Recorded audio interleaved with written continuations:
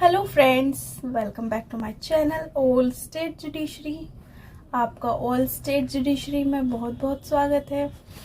Friends, हम आज start करने वाले हैं उत्तर प्रदेश रेवेन्यू कोड के चैप्टर नंबर 2, 3 एंड 4। हम यहाँ पर 3 चैप्टर्स कवर करने वाले हैं। मैं आपको बता दूं कि इसमें हमारे टोटल 14 चैप्टर्स हैं। जैसे कि हमारा पहला चैप्टर डेफिनेशन क्लोज था, वो हमने इससे पहली वीडियो के अंदर डिस्कस कर लिया है। इस बार हम डिस्कस करने जा रहे हैं chapter number 2, chapter number 3, chapter number 4 और इसी तरह हम हर एक वीडियो के अंदर 3 से 4 चैप्टर्स को कवर करने वाले हैं। हमारा चैप्टर नंबर 2 है रिवेन्यू डिवीजन एंड 3rd है हमारा रिवेन्यू ऑफिसर्स एंड 4th है हमारा बाउंड्रीज एंड बाउंड्री मार्क्स। तो फ्रेंड्स, स्टार्ट करते हैं हम चैप्टर नंबर 2 से, जो कि हमारा क्या है, रिवेन्यू डिविजन्स। तो सेक्शन 5 जो है हमारा बताता है कि रिवेन्यू डिविजन्स क्या होता है। यानी कि हम पढ़ रहे हैं उत्तर प्रदेश रिवेन्यू कोड 2006। तो सीधी सी बात है, यहाँ पर डिवीजन और स्टेट की बात बिल्कुल होगी। तो सेक्शन 5 हमारा क्या कहता है कि section 5 lays down provision relating to division of state into revenue areas. यानी कि हमारा सेक्शन 5 क्या करता है, डिवीजन करता है स्टेट की रेवेन्यू एरियाज के अंदर। अब हम आपको बताते चलें यहाँ पर ये किस तरीके से ये डिवीजन होगा हमारा प्रॉपर तरीके से, जो हमारा सेक्शन नंबर 5 बता रहा है। It says that the state shall be divided into revenue areas comprising of divisions which may consist of 2 और मोर डिस्ट्रिक्ट। यानी कि क्या है, जो हमारी एक स्टेट होती है उसके अंदर 2 या 2 से ज्यादा डिस्ट्रिक्ट हो सकती हैं।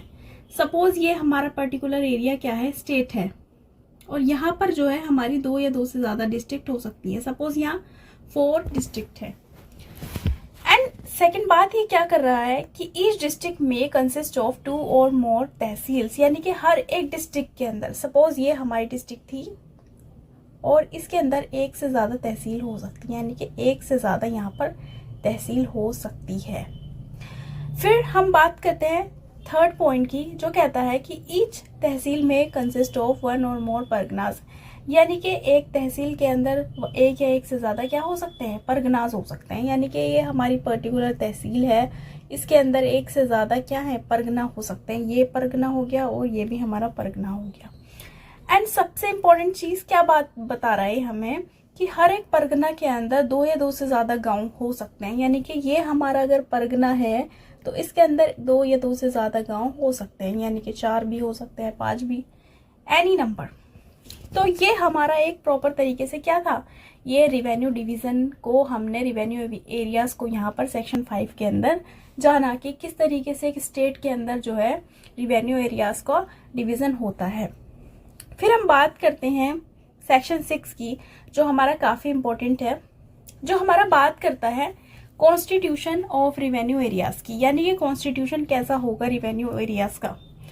तो it lays down the constitution of revenue areas. It provide that the state government में स्पेसिफाई। यानी कि स्टेट गवर्नमेंट जो है हमारी, वो स्पेसिफाई करेगी क्या, the district which constitute a division. मतलब कौन सी डिस्ट्रिक्ट होगी जिसके अंदर डिवीजन होगा, या फिर the tehsil which constitute a district.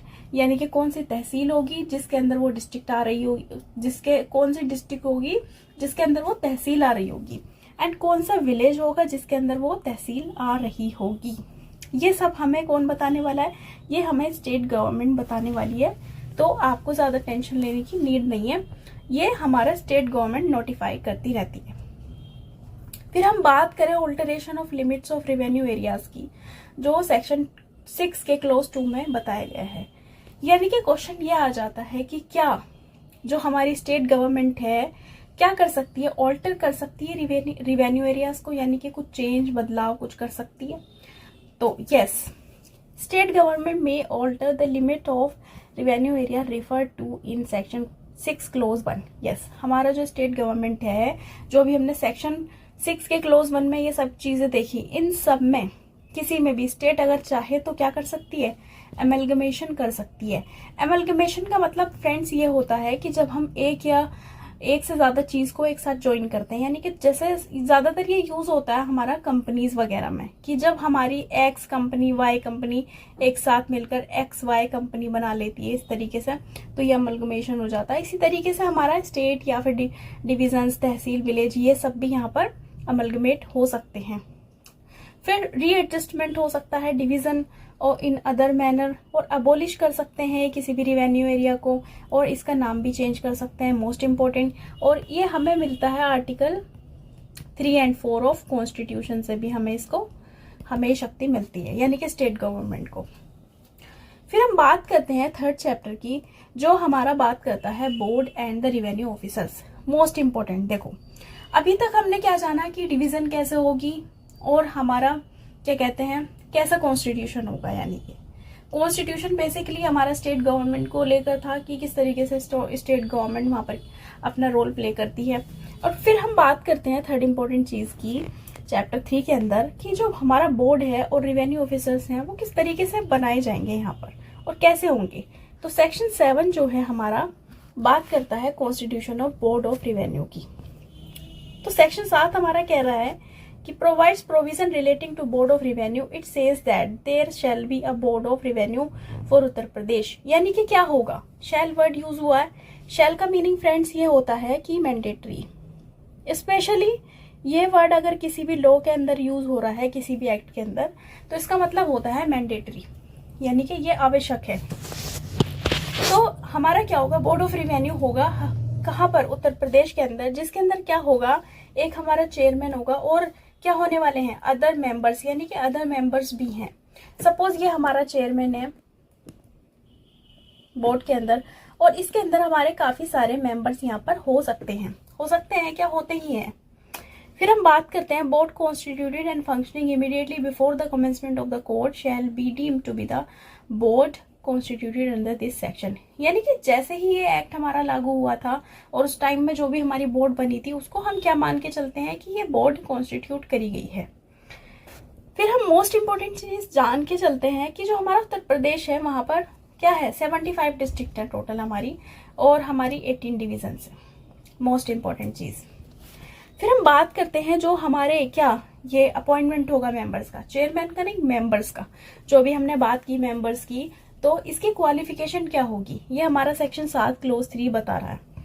तो सेक्शन 7 क्लोज 3 हमारा कह रहा है कि ये व्यक्ति जो है अपॉइंटेड जो हो रहे हैं, यदि अगर वो एडमिनिस्ट्रेटिव मेंबर है तो कम से कम कमिश्नर की रैंक का होना चाहिए। एंड सेकंड बात कर रहे हैं यदि वो जुडिशियल मेंबर है तो कम से कम कलेक्टर की रैंक का होना चाहिए, यानी कि डीजे या फिर एडीजे। फिर हम बात करते हैं जुडिक्शन ऑफ बोर्ड की, जो सेक्शन 8 के अंदर बताया गया, यानी कि कैसा जुडिक्शन को मैं आसान भाषा में समझा देती हूँ कि कहाँ कहाँ शक्तियां हैं, कौन से पर्टिकुलर एरिया को, ये एरिया को डिनोट करता है जुडिक्शन फ्रेंड। तो जो हमारा सेक्शन 8 है वो कहता है कि जुडिक्शन of board it provides the board shall be chief controlling authority.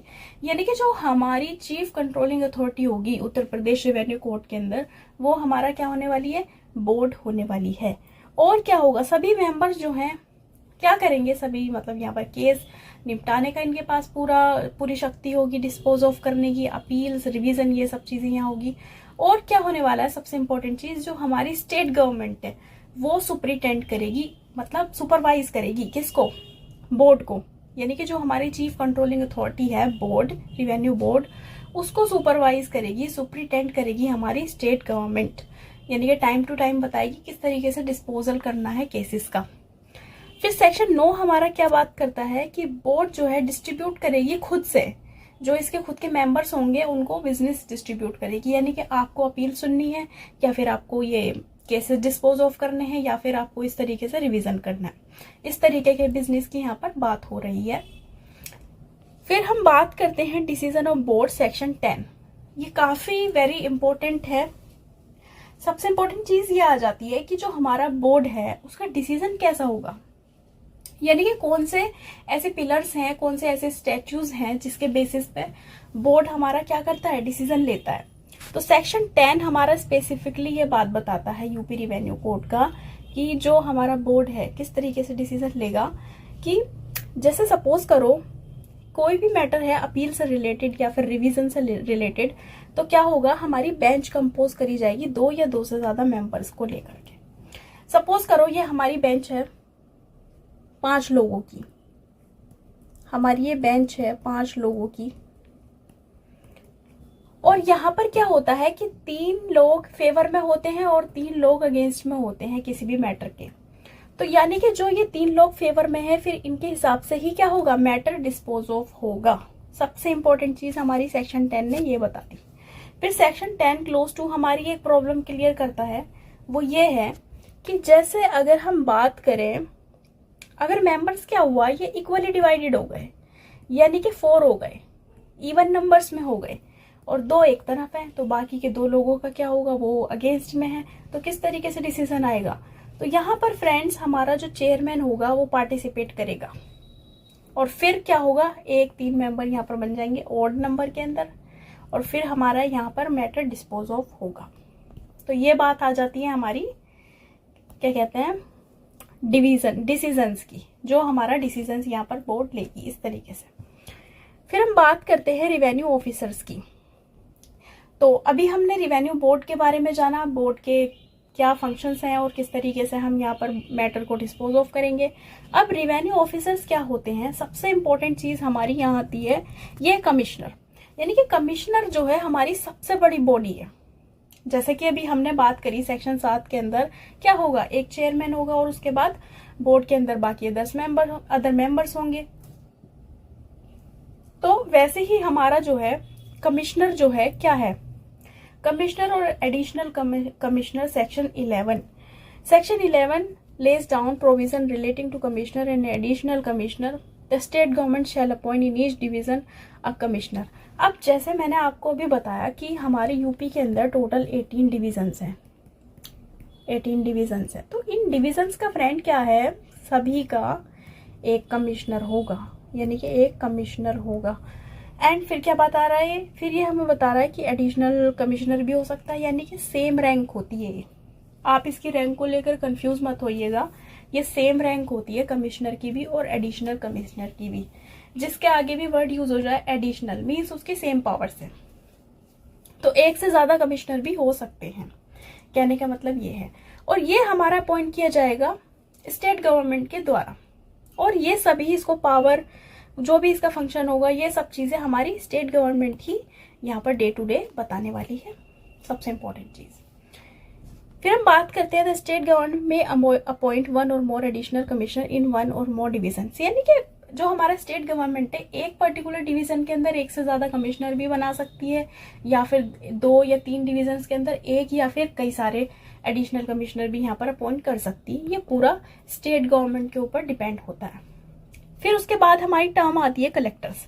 Collectors थोड़ा हमारा कमिश्नर से थोड़ा नीचे की कैटेगरी में आ जाता है, यानी कि अब जो जितने भी हम यहाँ पर यूज करने वाले हैं ये वर्ड्स और ये जो है ऑफिसर्स, ये सभी जो है एक दूसरे के नीचे हैं। मीन्स कहने का सबसे ऊपर कमिश्नर हो गया, फिर कलेक्टर, फिर सब डिविजनल ऑफिसर्स, यानी कि इनकी पावर कहीं ना कहीं कम हो रही है। तो अब हम बात करते हैं कलेक्टर की, कलेक्टर्स एंड एडिशनल कलेक्टर। तो कलेक्टर भी और एडिशनल कलेक्टर भी सेम सी ही चीज है। सेक्शन 12 हमारा कलेक्टर को बताता है कि the state government shall appoint in each district. अब यहाँ पर क्या हो रहा है फ्रेंड्स, डिवीजन हमारा बड़ा होता है डिस्ट्रिक्ट से। तो डिवीजन में हमारा कौन सेलेक्ट हो रहा था, हमारा पॉइंट हो रहा था डिवीजन के अंदर कमिश्नर, और डिस्ट्रिक्ट के अंदर हमारा collector.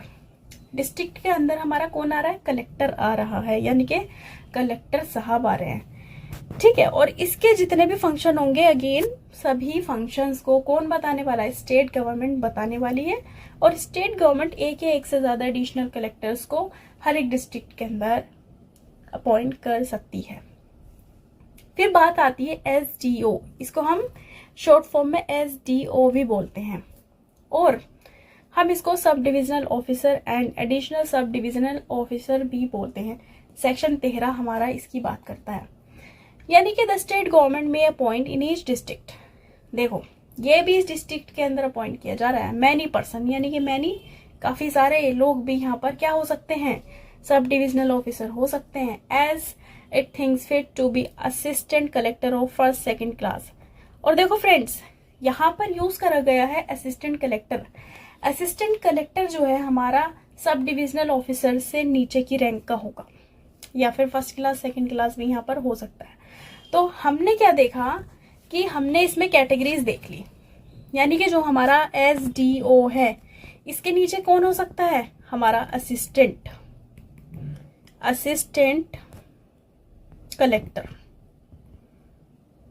Assistant collector first class and second class, ये दोनों हमारे इसके नीचे आ सकते हैं। द स्टेट गवर्नमेंट में place an assistant collector first class in charge of one और मोर सब डिविजन ऑफ डिस्ट्रिक्ट, यानी कि जो डिस्ट्रिक्ट की सब डिविजन है, छोटी छोटी डिविजन है, वहां पर भी एक या एक से ज्यादा असिस्टेंट कलेक्टर अपॉइंट करेगा स्टेट गवर्नमेंट, जिनको हम क्या बोलते हैं, assistant collector first class in charge of sub division और सब डिविजनल ऑफिसर, ये भी हम बोलते हैं इसको। फिर हम बात करते हैं तहसीलदार एंड जुडिशल तहसीलदार, जुडिशल तहसीलदार, यानी कि तहसीलदार जुडिशल बात एक है। तो सेक्शन 14 हमारा बताता है कि तहसीलदार एंड तहसीलदार जुडिशल्स। अब फ्रेंड्स, सबसे इम्पोर्टेंट चीज ये है, हमने काफी बार सुना है कि तहसीलदार, ये वर्ड आपने सुना होगा पहले भी, तो ये होते क्या है और इनकी क्या पावर्स हैं। यहाँ पर हम सेक्शन 14 में देखते हैं कि जो तहसीलदार हैं हमारे क्या होते हैं, यहाँ स्टेट गवर्नमेंट अपॉइंट करती है इनको हर एक डिस्ट्रिक्ट के अंदर as many person as it thinks fit to be tehsildar, और मतलब किसी भी व्यक्ति को ये चूज कर सकते हैं जो इनको फिट लगे तहसीलदार के रूप में, या फिर जुडिशल तहसीलदार भी हो सकते हैं। फिर एक टर्म आती है नायब तहसीलदार। ये सेक्शन हमारा 15 मोस्ट इंपॉर्टेंट है, ये सीधा सीधा पूछ लिया जाता है नायब तहसीलदार क्या होता है। मेंस में सीधा क्वेश्चन बनता है इसका कि नायब तहसीलदार क्या होते हैं, what is naib tehsildar and what is the role of and how they will appointed. So the state government may appoint in each district as many person as it thinks fit, यानी कि देखो एक डिस्ट्रिक्ट है पर्टिकुलर, वहां पर हमारे काफी सारे तहसीलदार होते ही हैं। बेसिकली एक तहसीलदार से हमारा काम वहां नहीं चलने वाला, और ये क्या करते हैं, एक्सरसाइज करते हैं सभी पावर्स को, सभी ड्यूटीज को जो इनको दी जाती है, जो ये कोड प्रोवाइड करता है। यानी कि इसकी पावर्स वगैरह हमारी इस कोड के अंदर ही देखने को मिलेगी, यूपी रेवेन्यू कोड 2006 के अंदर। अब धीरे धीरे जैसे जैसे हम पढ़ते जाएंगे तो आपको सारी कहानी खुलकर आपके सामने आ जाएगी, तहसीलदार की भी और नायब तहसीलदार की भी। फिर हम बात करते हैं रिवेन्यू इंस्पेक्टर एंड लेखपाल। सेक्शन 16 हमारा बात करता है रिवेन्यू इंस्पेक्टर की, यानी कि रिवेन्यू इंस्पेक्टर जो है हमारा नायब तहसीलदार से थोड़ी सी नीचे की रैंक का होता है। एंड इसका क्या रोल है फ्रेंड्स, सेक्शन 16 हमारा बताता है कि जो हमारा रिवेन्यू इंस्पेक्टर है एंड लेखपाल है, द कलेक्टर में अपॉइंट। देखो यहाँ पर क्या फ्रेंड न्यू चीज समझ में आ रही है आपके, कि यहाँ जो हमारा रिवेन्यू इंस्पेक्टर है उसको कौन अपॉइंट कर रहा है, कलेक्टर अपॉइंट कर रहा है। इसका जो अपॉइंटमेंट है वो कलेक्टर कर रहा है, ना कि स्टेट गवर्नमेंट कर रही है। सबसे इंपॉर्टेंट चीज, बाकी सबको तो स्टेट गवर्नमेंट ने सिलेक्ट कर लिया, सबको अपॉइंट कर दिया, लेकिन जो हमारा रिवेन्यू इंस्पेक्टर है और लेखपाल है उसको कौन अपॉइंट कर रहा है, हमारा कलेक्टर यहाँ पर अपॉइंट कर रहा है।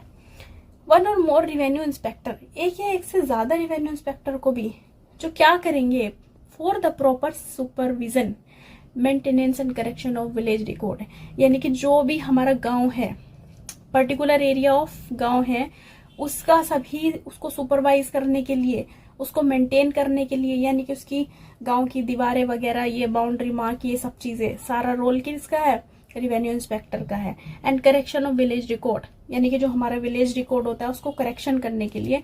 And for such other duties as the state government, यानी कि ये स्टेट गवर्नमेंट नोटिफाई करेगी कि आप जो है रेवेन्यू इंस्पेक्टर को ये काम दे सकते हैं।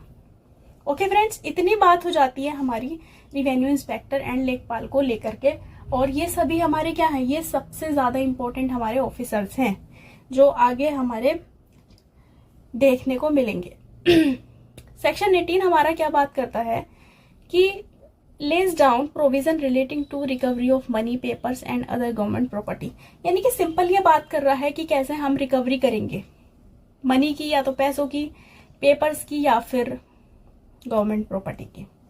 सेक्शन 19 हमारा बताता है कि that when any power is exercisable or any duty is dischargeable by any officer or authority under this code, such power or duty may be exercised or discharged by superior officer or authority as well.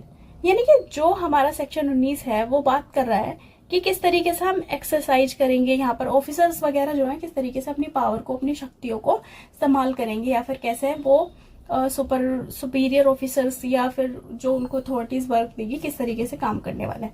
तो ये हमारे लिए इतना important नहीं है, इसको ज्यादा ध्यान से देखने की नीड नहीं है. अब हम आते हैं चैप्टर नंबर 4 पर. चैप्टर नंबर 4 हमारी बात करता है बाउंड्रीज एंड बाउंड्री मार्क. सबसे इंपॉर्टेंट चीज, अब हम बात करते हैं बाउंड्रीज की एंड बाउंड्री मार्क की. होता क्या है कि कोई भी पर्टिकुलर एरिया है जैसे, तो सिंपल सी बात है उसके अंदर बाउंड्री भी होगी. सपोज ये हमारा पीस ऑफ लैंड है, या कोई भी एरिया है, विलेज मान के चलो आप, या परगना मान के चलो, विलेज मान के चलते हैं. तो क्या होगा, यहाँ पर इसकी बाउंड्री भी होगी, बाउंड्री मार्क भी होगा ऑब्वियसली. तो सेक्शन 20 हमारा क्या बताता है कि section 20 provides for fixation and demarcation of boundary. It provides that boundary of all village in the state and all survey number in village shall be fixed and demarcated by the marks, boundary marks.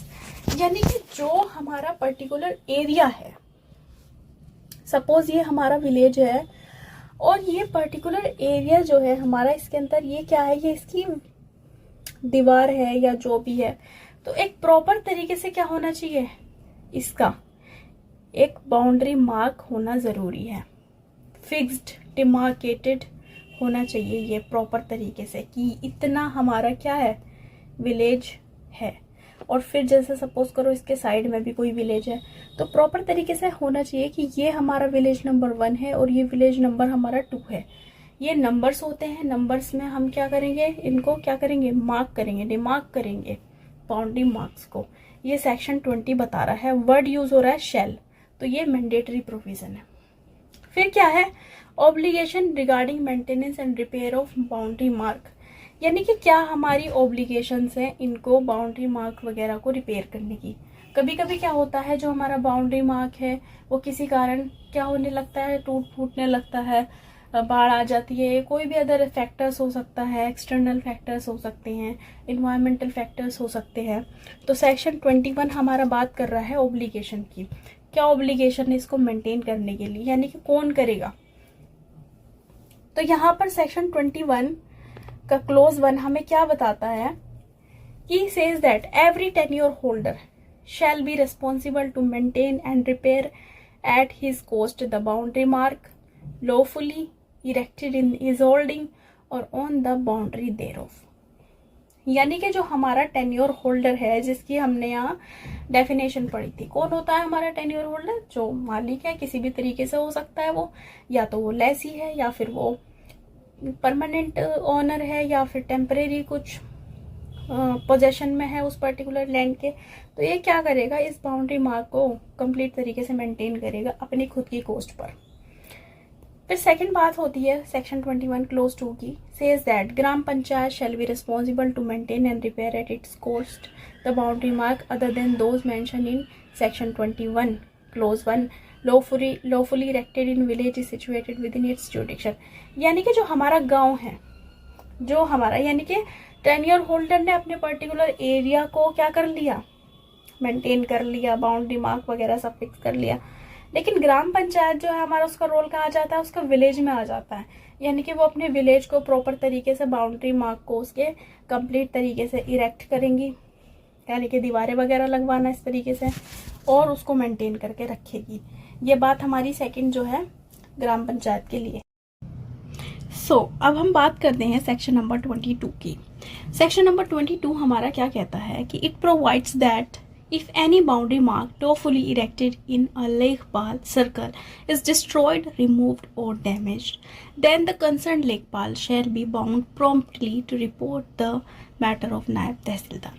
यानी कि क्या होता है friends, यदि किसी भी boundary mark में क्या होता है, डिस्ट्रॉयड हो जाता है, किसी भी वजह से डिस्ट्रॉयड हो सकता है, किसी एनिमल की वजह से या फिर फ्लड की वजह से, कोई भी एक्सटर्नल फैक्टर हो सकता है, एनवायरमेंटल फैक्टर्स हो सकते हैं या फिर इंटरनल फैक्टर्स भी हो सकते हैं, या उसको रिमूव कर दिया गया है या फिर डैमेज कर दिया गया है जानबूझकर या अनजाने में, देन द कंसर्न लेखपाल यानी कि जो हमारा लेखपाल होगा वहाँ का, वो क्या करेगा प्रॉम्प्टली, यानी कि एक बिल्कुल तुरंत वो क्या करेगा, इस मैटर को नायब तहसीलदार को बताएगा। हमने भी जैसे देखा था कि जो हमारा लेखपाल होता है वो जस्ट किसके नीचे की रैंक का होता है, हमारा नायब तहसीलदार की, यानी कि लेखपाल एंड हमने सब इंस्पेक्टर को यहाँ पर देखा था। तो लेखपाल का रोल हमने फ्रेंड्स यहाँ पर सेक्शन नंबर 22 में देखा। इसका क्या रोल है, यदि कोई भी बाउंड्री मार्क किसी तरीके से डिस्ट्रॉयड होता है, रिमूव होता है, तो ये नायब तहसीलदार को तुरंत इन्फॉर्म करेगा। फिर बात होती है कि सेक्शन 23 क्या कहता है हमारा। Section 23 provides that the sub divisional officer may require gram panchayat in relation to a village and tenure holder in relation to his holding to erect or restore proper boundary mark to repair or replace the same in which manner as may be prescribed। यानी कि जो हमारा सब divisional officer है वो क्या करेगा, ग्राम पंचायत को बुलाएगा और ये क्या करेंगे, फिर जो हमारा विलेज है, जो भी पर्टिकुलर विलेज है जिसकी भी ये बाउंड्री वगैरह हटी है, खराब हुई है, टेन्योर होल्डर को बुलाएंगे, यानी कि जिसका वो जगह होगी, टेन्योर होल्डर जो भी होगा, कि उसको क्या करें, रिस्टोर करें, यानी कि इसको रिस्टोर करो। सपोज कोई डिस्प्यूट हुई थी जिसके कारण क्या हुआ था, वो बाउंड्री मार्क वहां से टूट गया था या हट गया था, तो ये क्या करेंगे, इसको टेन्योर होल्डर को बुलाएंगे और क्या इसको रिस्टोर कराएंगे, इससे बाउंड्री मार्क को रिपेयर भी करा सकते हैं, रिप्लेस भी करा सकते हैं, ये यहाँ पर प्रिस्क्राइब्ड होगा। इफ द ग्राम पंचायत और tenure holder fails to erect, लेकिन क्या होता है यदि अगर फेल हो जाते हैं ग्राम पंचायत या टेन्योर होल्डर इसको क्या करने में, इरेक्ट करने में, रिस्टोर करने में, रिपेयर और रिप्लेस करने में, यानी कि उस बाउंड्री मार्क को या तो दोबारा से इरेक्ट करना था या फिर रिस्टोर करना था या रिपेयर करना था, ये फेल हो जाते हैं, नहीं कर पाते किसी कारण, तो the boundary mark the sub divisional officer may cause such boundary mark to be erected. फिर क्या होगा, आखिरकार में थक हार के ये खुद ही अपना सब डिविजनल ऑफिसर जो है क्या करा देंगे, उसको इरेक्ट करा देंगे, रिस्टोर, रिपेयर और replace and recover the cost therefrom. और वो जो कोस्ट होगी, सबसे इंपॉर्टेंट चीज, वो ग्राम पंचायत से या फिर टेन्योर होल्डर से ही ली जाएगी, वो बच के नहीं भाग सकते हैं। ठीक है, अब हम बात करते हैं सेक्शन नंबर 24 की। देखो यहाँ पर इंपॉर्टेंट भी लिखा है ऑलरेडी, तो ये सेक्शन हमारा काफी इंपॉर्टेंट है, इससे हमारा मेंस का क्वेश्चन बनता है। सबसे इंपॉर्टेंट चीज ये हमारा यूपी पीसीएसजे के 2019 में 18 में यहाँ से क्वेश्चन बना था।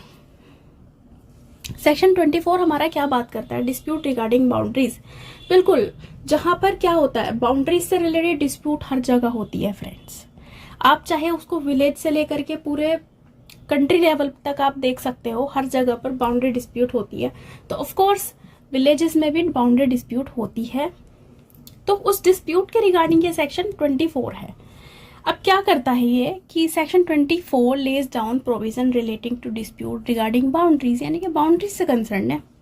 द सब डिविजनल ऑफिसर, अब देखो आप यहाँ पर कौन से ऑफिसर का यूज हो रहा है, कौन सा वर्ड यूज हो रहा है, या फिर कौन सा ऑफिसर यहाँ पर आ रहा है, सब डिविजनल ऑफिसर। यहाँ पर आ रहा है सब डिविजनल ऑफिसर, किसके रिगार्डिंग, डिस्प्यूट के, जो भी बाउंड्री मार्क को लेकर डिस्प्यूट है, यानी कि बाउंड्री मार्क को लेकर